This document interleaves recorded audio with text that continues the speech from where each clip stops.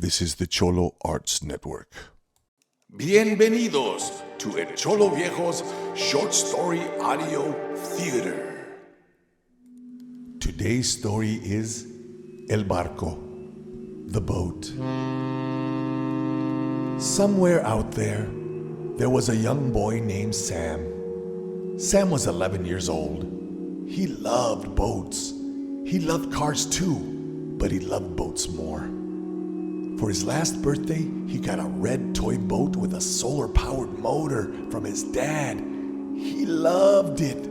He would take it to the beach and use the remote control to steer it around. It moved very well through the water. As long as the sun would shine, the boat would move through the water. One day, Sam got an idea.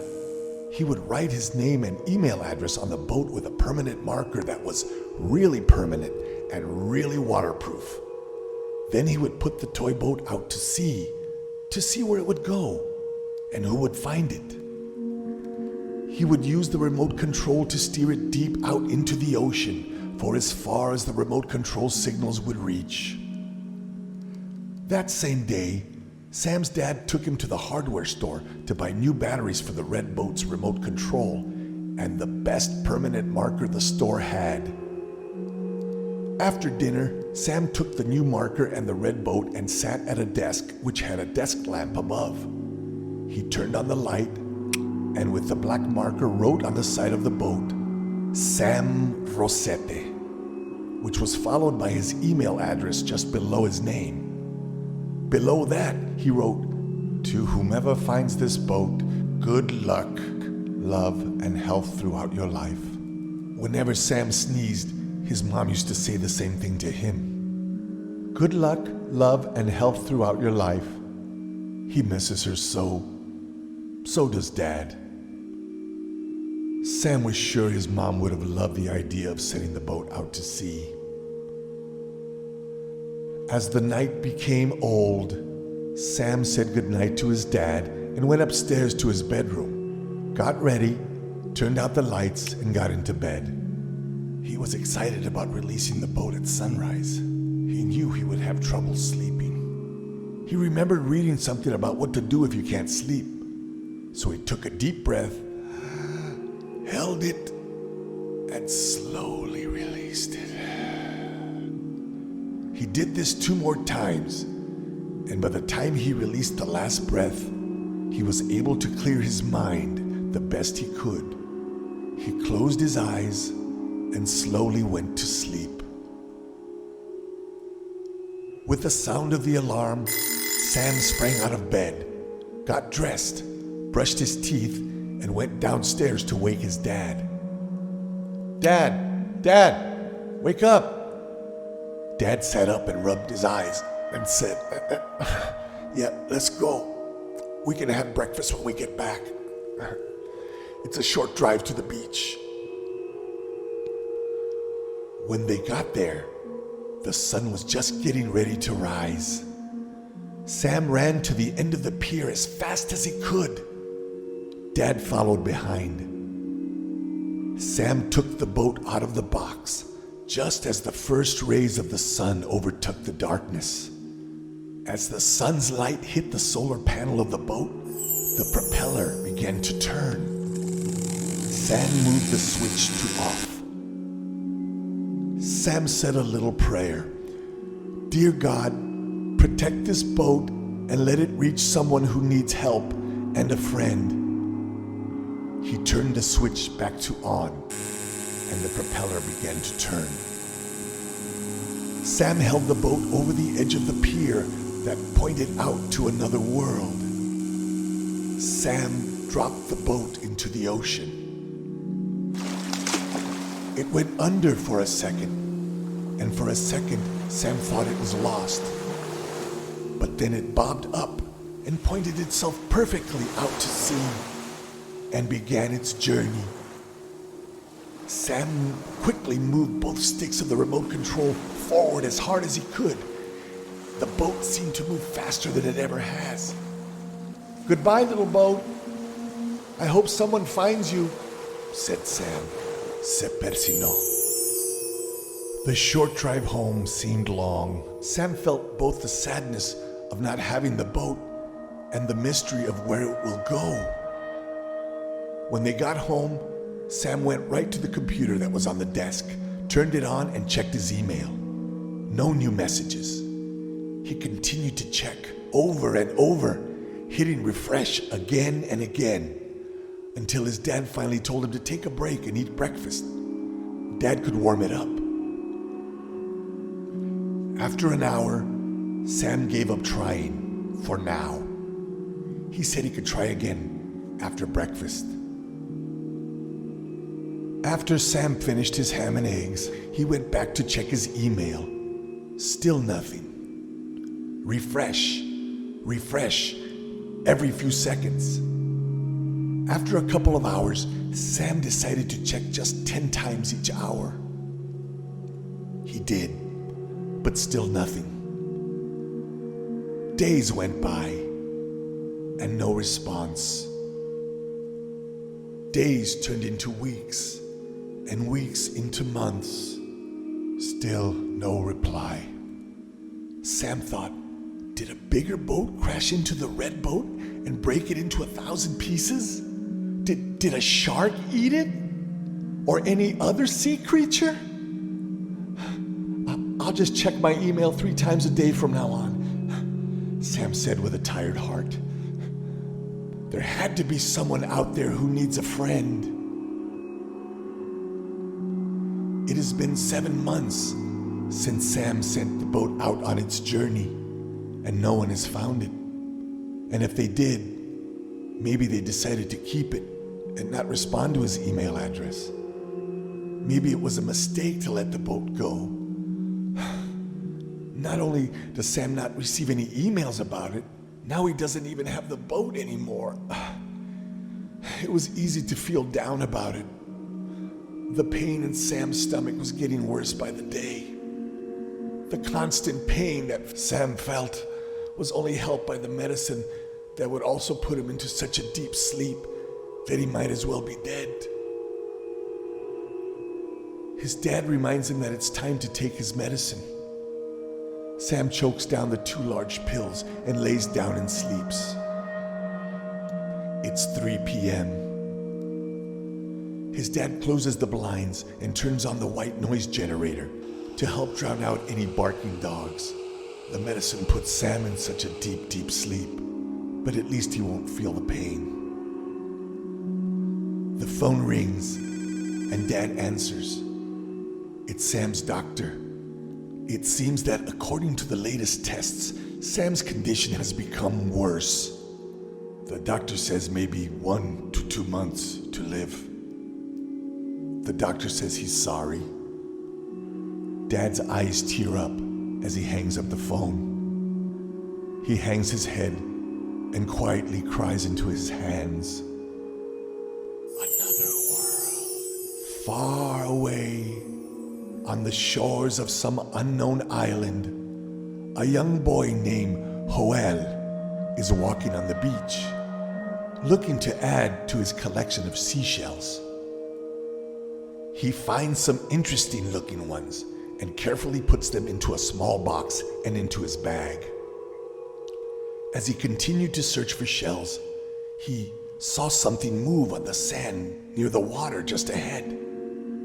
It was white. It was a fish, a white fish stranded on the beach. He ran over to it. The fish was a shade of white Joel had never seen before. A glowing bright white with a yellow marking that looked like a cross.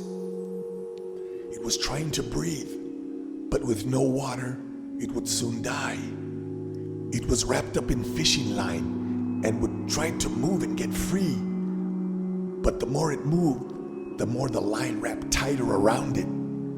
Joel picked up the fish and used his small but sharp knife to cut the line off.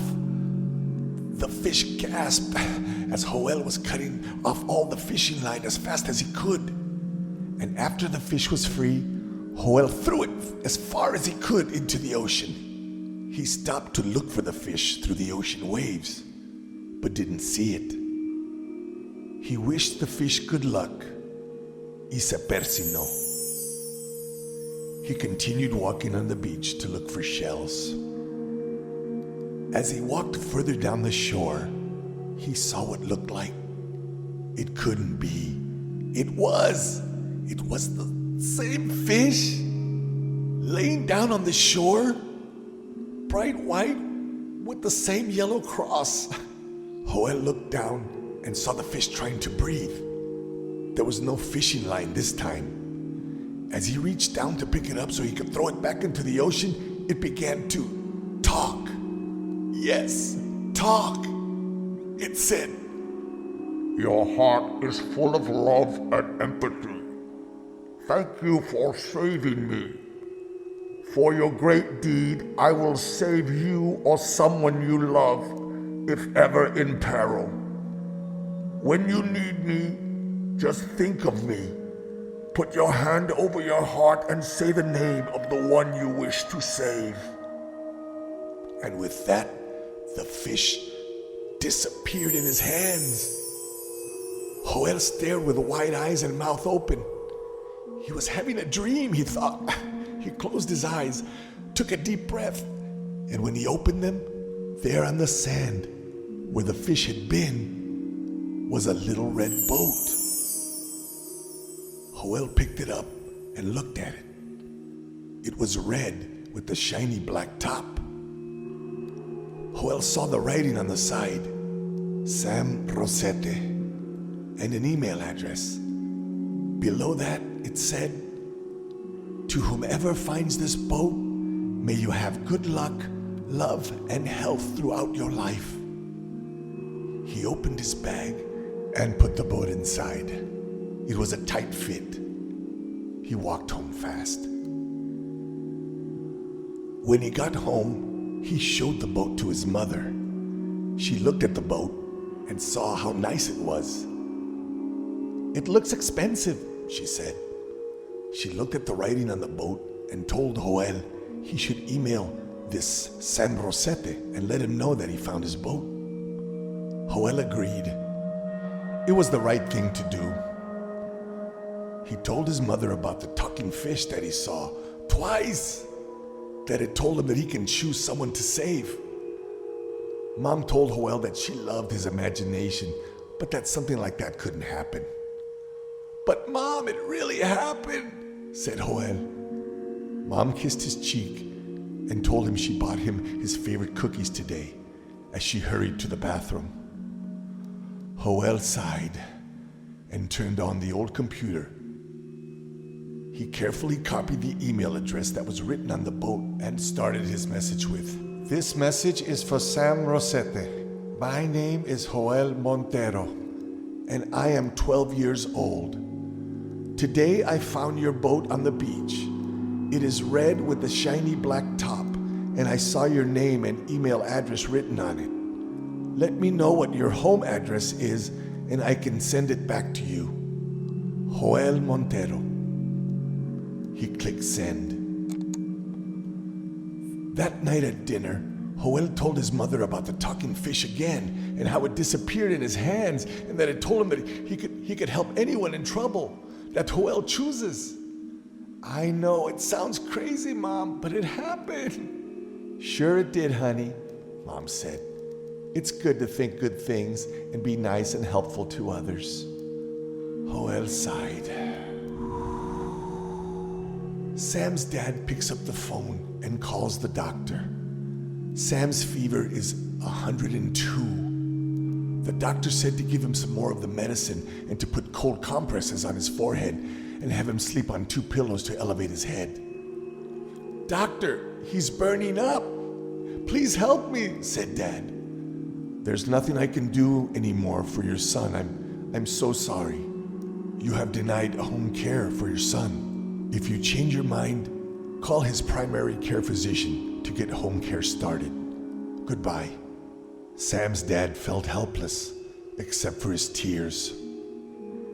Dad was barely able to get Sam to swallow one more pill. He was so out of it. It was a difficult task, but he swallowed it, and then he collapsed back onto the pillow. Dad waited and waited. He took Sam's temperature, and it was at 100 degrees. The medicine is working, thank God. As sleepless Dad watched over his son, he slumps back and falls asleep in his chair. A passing ambulance wakes Dad. He gets up from the chair and walks over to Sam and takes his temperature. It is now at 99 degrees. Dad let out a breath of temporary relief. As Sam slept, Dad decided to turn on the computer to check his email and read the news.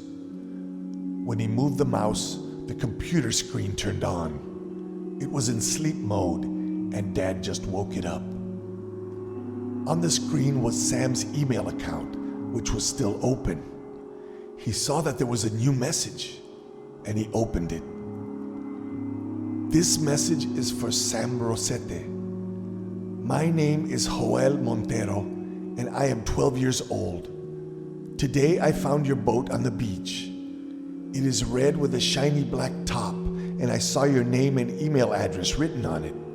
Let me know what your home address is, and I could send it back to you. Joel Montero. Dad's face lit up. The boat was found. Sam will be so happy. The thought of having Sam smile was too good to keep.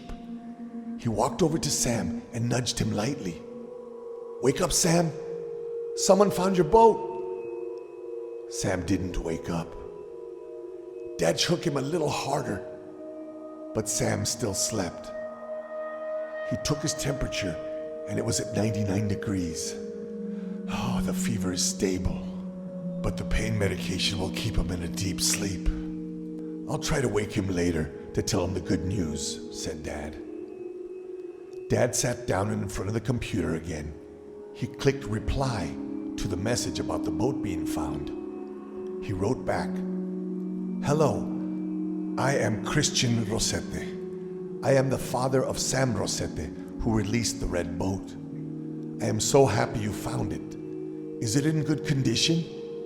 I hope so. Sam told me that whoever responds to his email can have the boat. So it is yours. I hope it brings you some happiness. Sincerely, Christian Rosete. Send. Dad stared at the email from the boy who found the boat.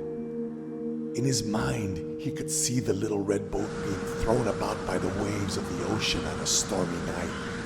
Up, down, and through the monstrous and cold waves, and there was no sunlight to turn on the engine, and even if there was, the waves were in control. How did the little boat survive? How did it not break into 1,000 pieces? As Dad stared at the screen, there was a beep. A new message has been received. It was from the boy who found the boat. Dad opened the new message. Hello, Christian Rosete. I hope you are well. I wanted to thank you for letting me keep the boat. I just wanted to know why I didn't get a response from Sam Rosete. Thank you so much again, Joel Montero. Dad immediately clicked on reply and wrote, Hello, Joel. Thank you so much for your response. Sam is very sick. He doesn't have long to live. Right now, he doesn't have the strength to answer you or to even tell me what he wants me to say to you. I'm so sorry. Take care, Christian. Send. Dad got up to take Sam's temperature. He was at 101. Oh no, it's climbing. Dad waited for a minute and took Sam's temperature again. It was now at 103. Dad prayed. He asked God to please let my boy live. Please, Lord, he is a good boy with love for you and me in his heart. Please, Diosito, please. Dad looked at his watch. It was 6:45 p.m. I'm late with Sam's medicine. I have to give Sam his medicine. Where did I leave it? Dad looked for the medicine but couldn't find it. Where did he leave it? He looked around everywhere he had been. Here in the bedroom, in the kitchen, the bathroom, nothing. He thought, I'll call the doctor to do an emergency refill. Dad got through to the nurse. The nurse spoke with the pharmacy and said it will be ready in 1 hour. 1 hour? My boy will be dead in 1 hour. Dad hung up the phone and decided to take Sam's temperature. The thermometer read 105, and his breathing is more shallow than ever. Dad dropped the thermometer and continued to search for the medicine. What could it be? Dad became hysterical. He turned over all the sofa cushions and empty drawers, and still nothing. Dad shook in fear and desperation. Then he heard a beep. The computer. Not knowing what else to do, Dad opened the new message. It was from Joel. It read, Dear Christian, after reading your last email, I did something that my mom said was just my imagination. I found a white fish with a yellow cross on the beach. It told me I could save anyone from peril that I wanted. I want to save Sam. I thought of the white fish as I put my hand over my heart, and then I said that I want Sam to be saved. Let me know if it worked. I hope so. Your friend, Joel. Dad turned to look at Sam. Sam was sitting up. He looked thin and worn down. And he was smiling. The end. This is El Cholo Viejo saying, Viva la raza.